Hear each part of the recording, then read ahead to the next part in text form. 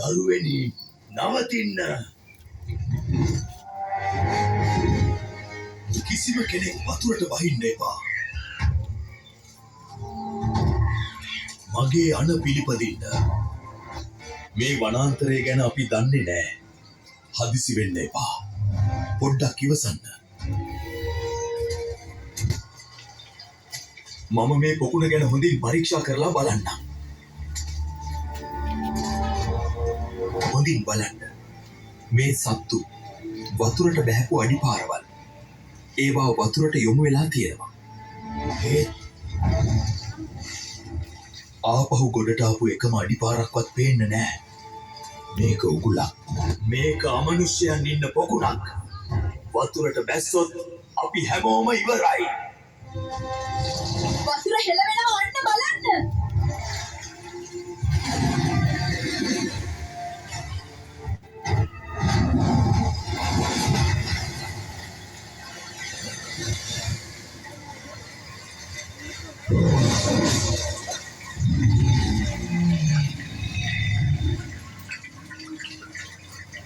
මේ භයානක දිය රකුසා දිය මැදින් මතුවුණා.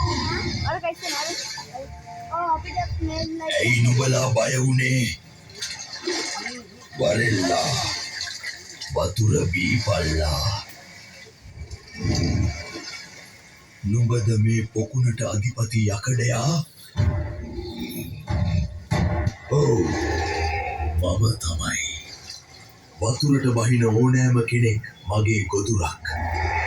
දෙකෙක් නෑර මම අල්ලාගෙන කනවා. නුඹලාට මගෙන් බේරෙන්න බෑ. නුඹට අපි එකෙක්වත් කන්න ලැබෙන්නේ නෑ.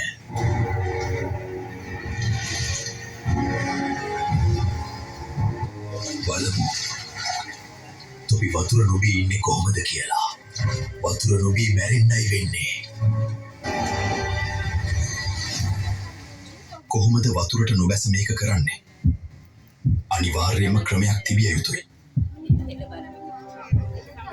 එවිට රජුට අපූර්ව උපායක් කල්පනා වුණා. ඔහු බටපඳුර දෙස බැලුවා.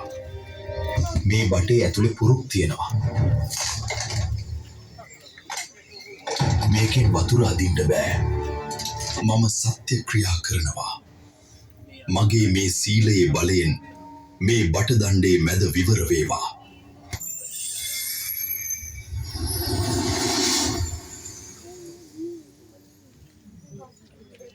සාර්ථකයි. දැන් මෙය ඇතුළත කුහරයක් ඇති බට නලයක්. මෙන්න මෙයින් වතුර බොන්න. දැන් බය වෙන්න දෙයක් නෑ. වතුරට බහින්න එපා. ඔය විදියට ඉවුරේ සිටම බට නලවලින් බොන්න. අල්ලගන්නවා තොපිව. වරේ වතුරට. මට බෑ නිකන් බලාගෙන ඉන්න. නුඹට අපි අල්ලන්න බෑ යක්ෂයෝ. නුඹේ බලය තියෙන්නේ වතුරේ විතරයි. අපි ඉන්නේ ගොඩබිමේ.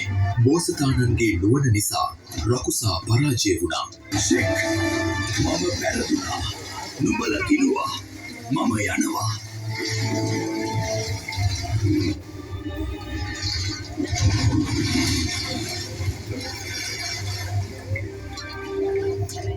ඒ අනුව වඳුරු පිරිස සතුටින් පැන්වීලා තම ආරක්ෂකයා වූ බෝසතාණන් සමග ආපසු වනාන්තරයට පිටත් වුණා.